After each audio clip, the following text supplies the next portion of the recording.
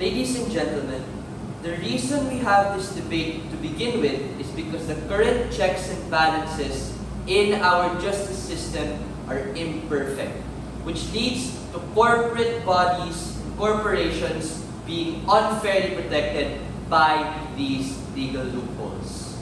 Chief of these being financial settlements or financial compensation, which guarantee you money and comfort at the expense of freeing the companies the burden of responsibility, the fact of which they fucked up. We question the ultimately selfish and greedy nature of opposition as it provides such a detrimental harm to the people who are affected on a daily basis. The structure of these pharmaceutical companies are imperfect. We are here to tell you why only on our side can we solve it properly. 3 things in Deputy Prime Minister: rebuttal, extension, and then weighing. Firstly, on rebuttals or preemptions. Number 1, financial compensation is quicker and a more effective form of justice. 2 responses.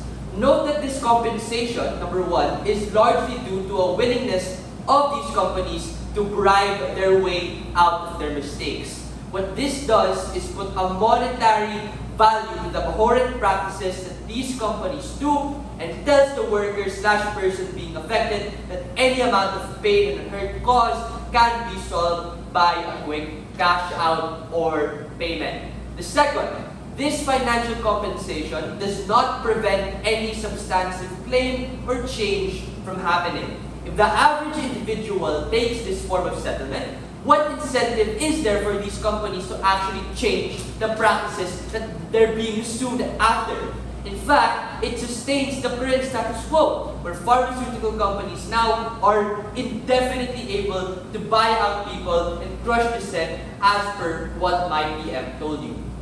What these 2 points do, these 2 rebuttals do, is point out the greedy, utilitarian lens in which all views the world, which leads to a greedy, utilitarian world to continue to exist, making the world worse for everyone else who might be affected in the future. The second, that these people have a right to be compensated. While that is true, number 1, we believe that that right is more harm than good, given the broader scale impacts that it has for everybody else.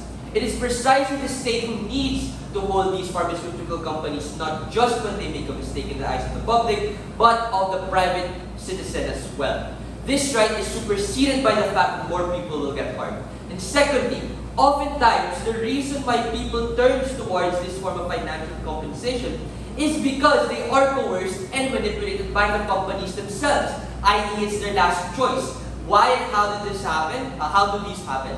3 reasons, right? Number 1, disenfranchised folk are more susceptible to being bought out because financial compensation is just more effective and better for them.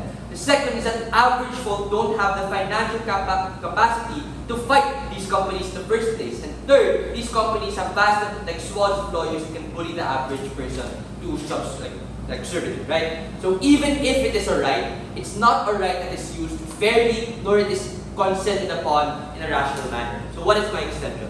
While not allowing them to get away free is a mechanism to hold them accountable.